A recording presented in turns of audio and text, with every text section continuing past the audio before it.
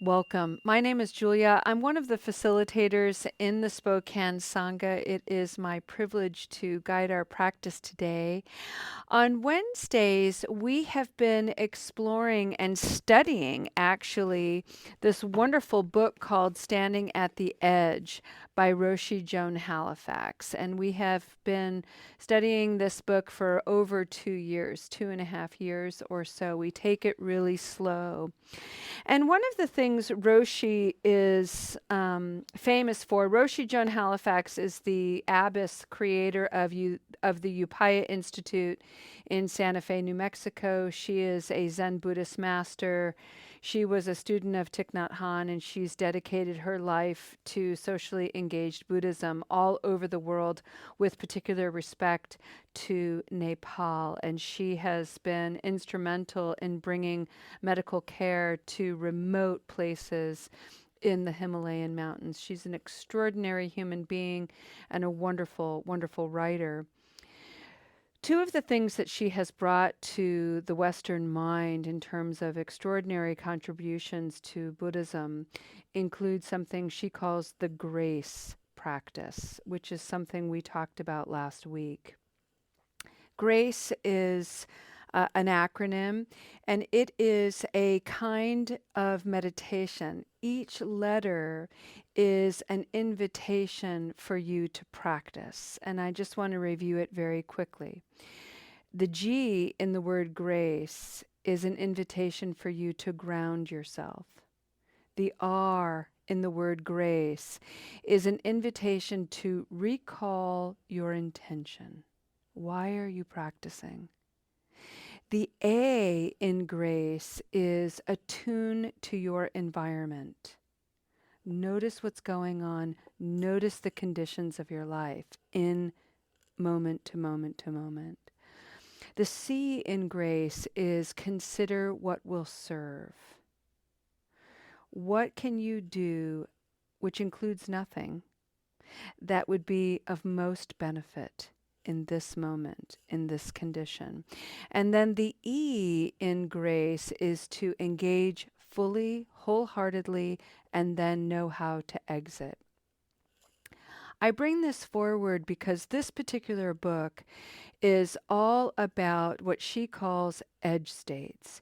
These are those precious opportunities for our deepest growth.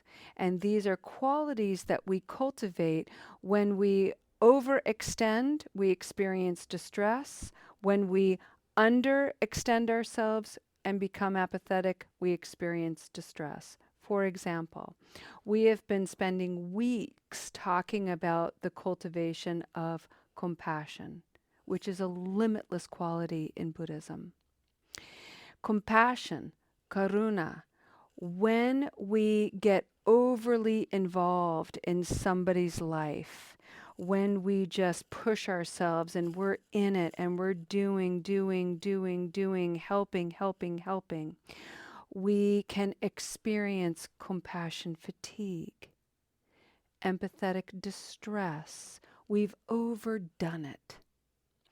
Likewise, when we stay too far away from the compassionate response because we're scared, we don't feel like we're competent, we don't feel like we know what to do, we're nervous, we don't want to get involved, it's too messy, it's too scary.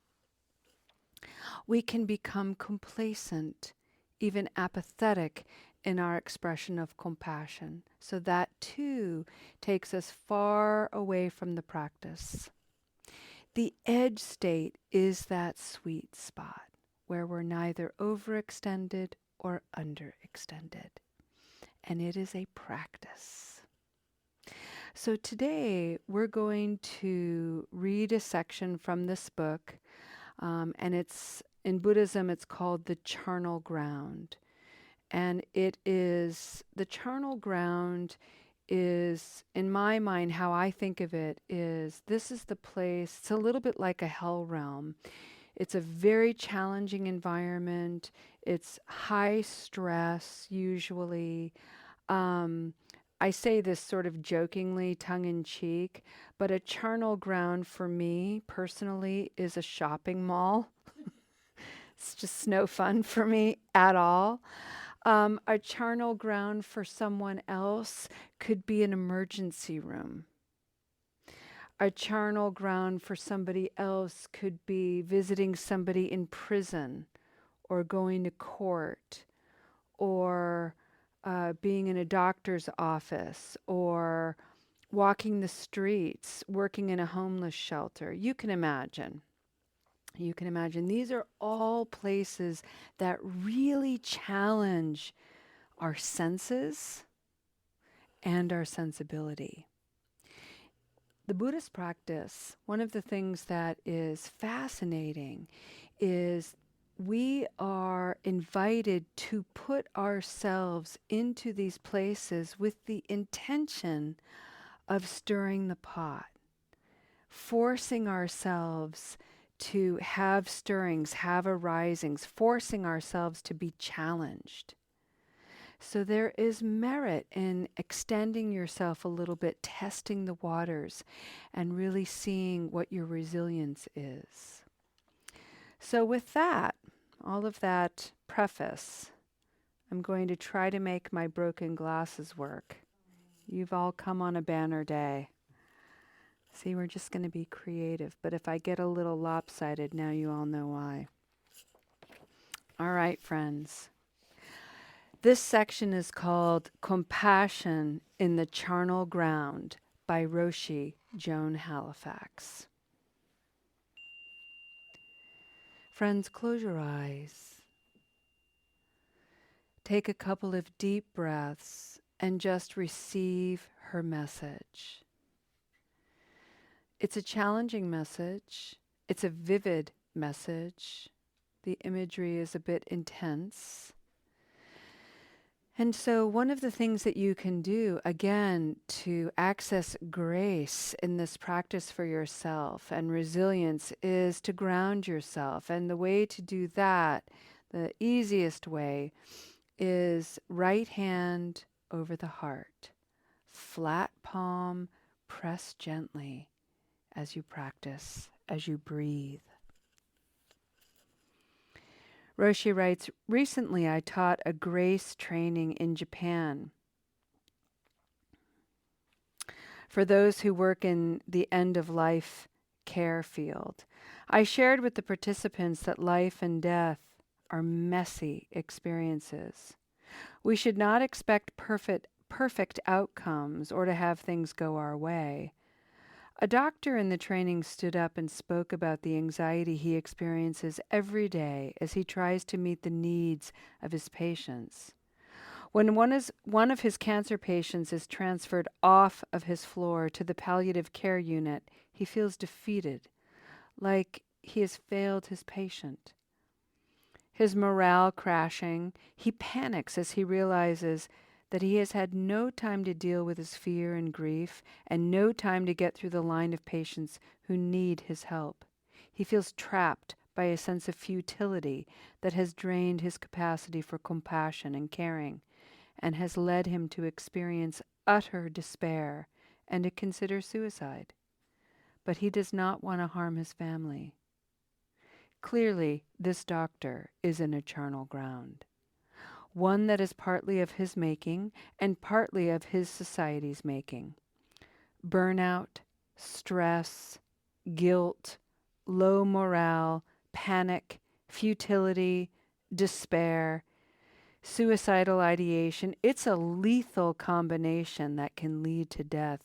He told us that he had come to the grace training to see if he could find a path out of this desperate situation. Listening to him, I was reminded of Tibet and the charnel grounds I have visited there. Every time I've traveled to Mount Kailash in western Tibet, I have climbed up to the Dakini Charnel Ground, a barren, rocky plateau above the trail on the western side of the mountain. This is the place where dead bodies are offered in a practice known as sky burial. In Tibetan, Jator, scattering to the birds. There I have practiced walking meditation among piles of bones and pools of blood, fat, and feces. The stench is rancid, even in the cold wind, and I can hear the flap of vulture wings and howls of jackals close by. The first time I visited the charnel ground, I came upon two faces, shorn of their skulls, their bloody hair in a tangled mess. Shaken, I barely managed to stay on my feet as I avoided stepping on these bloody masks of death. A man dressed in a ragged military coat approached me and motioned for me to lie among the fresh remains. Glancing around, I saw that Tibetans were sitting here and there among the body parts. A woman was pricking her tongue, and others were pricking their fingers, drawing blood, offerings that symbolized death and rebirth. The man in the military coat glared at me and again gestured toward the cold, slippery earth. I slowly lowered my body and lay back onto the messy, rocky ground. The man then drew a long, rusty knife from a sheath beneath his coat and began to mime chopping up my body. A wave of fear and disgust passed through me, but then I let go into the realization that I too am blood and bone. The aversion left me as I gazed at the snow-capped Mount Kailash, remembering that sooner or later I too will be dead. And then a thought crossed my mind. Why not live fully now? Why not live to end the suffering of others? What else would I want to do with my life anyway?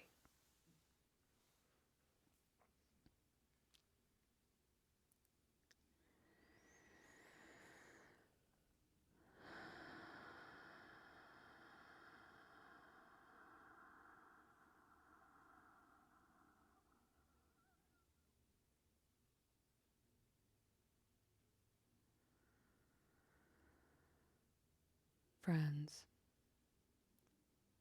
on the journey of recovery,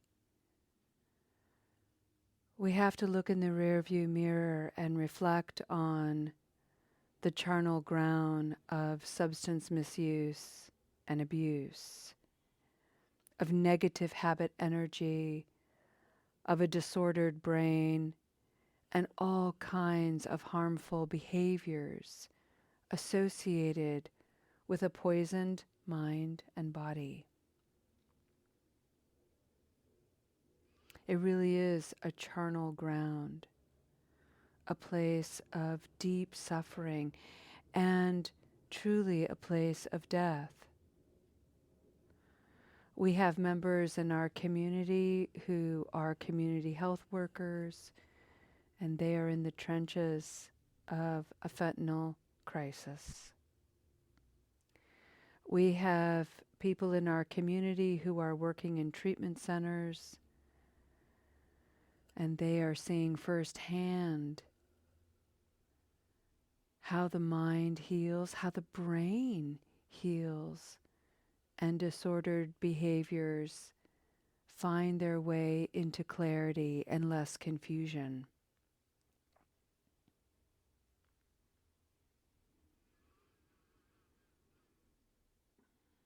This particular charnel ground can be devastating. It can ruin relationships, burn bridges.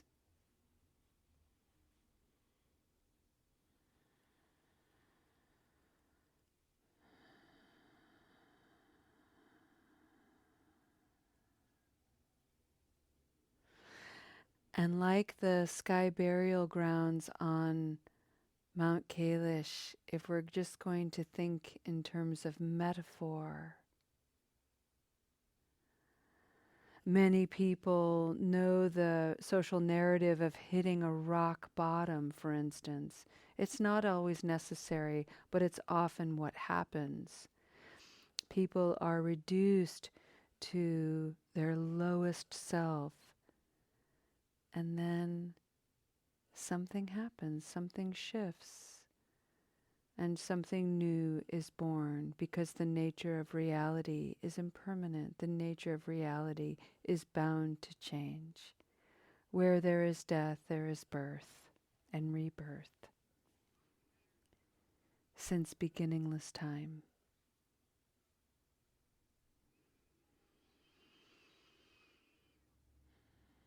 So, in the charnel ground of negative habit energy, there is also the wise hope of recovery. And the journey of recovery is complicated, complex, and deeply personal.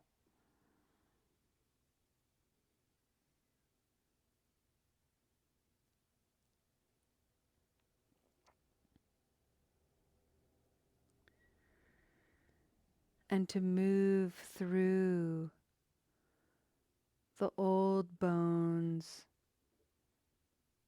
of our habit energy, to navigate the slippery mess of unskillful behaviors. We have practices like grace. We have simple breathing practices, breathing in, breathing out. We have smiling practices, the heart of compassion practices, the Bodhisattva's way practices, Tonglen, so many tools. Today, I'd like to bring forward the practice just like me. And I'd like to encourage you to call to mind someone you know to be suffering, maybe in a charnel ground. It could actually be someone who has died. It could be someone who is dying. It could be someone who is sort of stuck in the cyclical existence of negative habit energy. It could be yourself.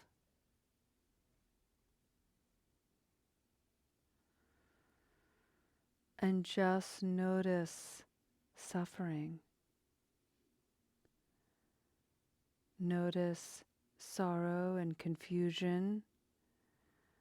Notice the desire to be loved and to belong. And then take a moment to smile and say, you know, just like me, I too know suffering and confusion.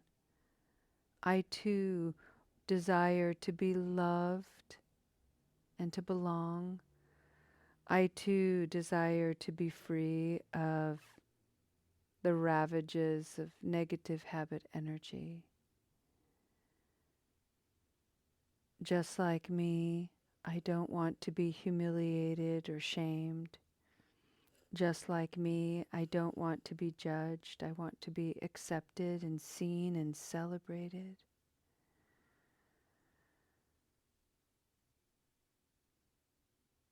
Just like me,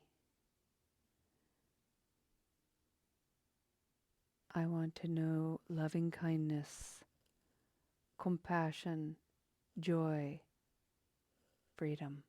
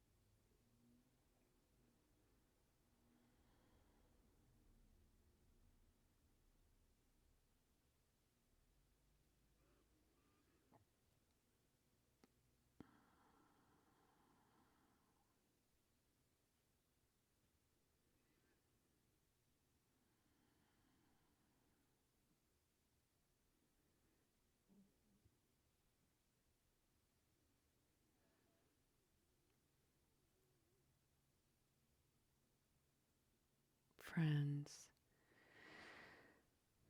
As we take a step toward the conclusion of our practice today, I invite you to take 3 deep breaths.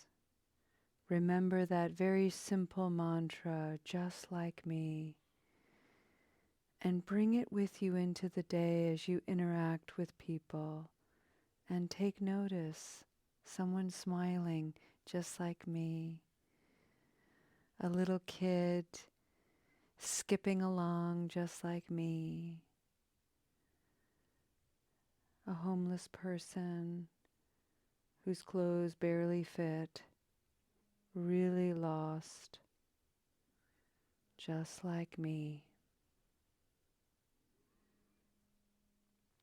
What a gift to be able to be present to those in the Charnel Grounds.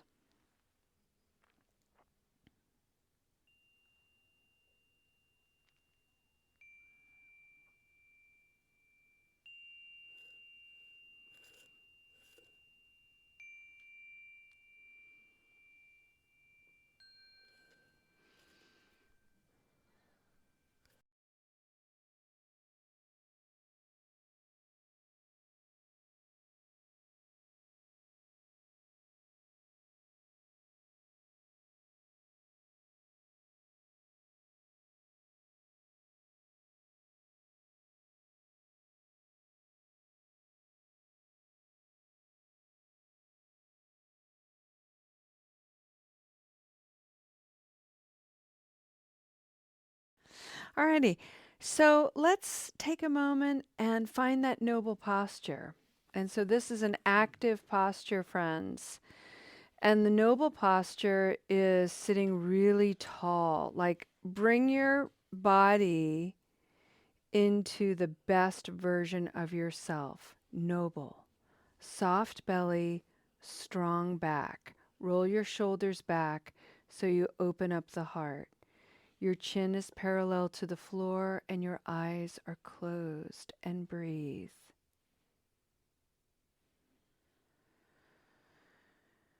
It is my observation, friends, that prior to the pandemic, our capacity in the West for mature, wise communication was already on the decline.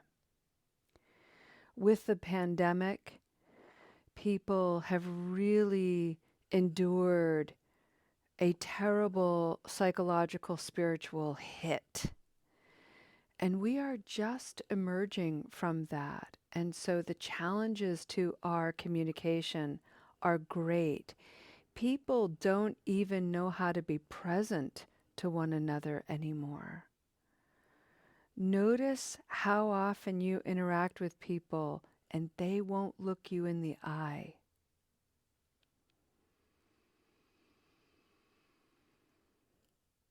So this is an invitation for you to take the merit of this practice, the courage and the resilience of this practice, and bring it into the compassionate level of the heart.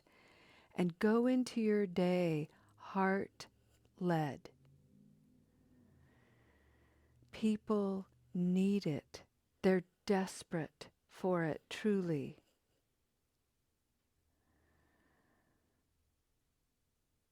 And I am deeply inspired by the work of Shantideva and his devotion to remain, to dispel the misery of the world. May we all elevate our own practice to dispel our own personal misery and by extension, the misery in the world. Your practice is that strong, it is that inspiring, it is that essential. Thank you for bringing it here. Thank you for showing it to us here and sharing it. We are all the better because of you. Namaste, friends.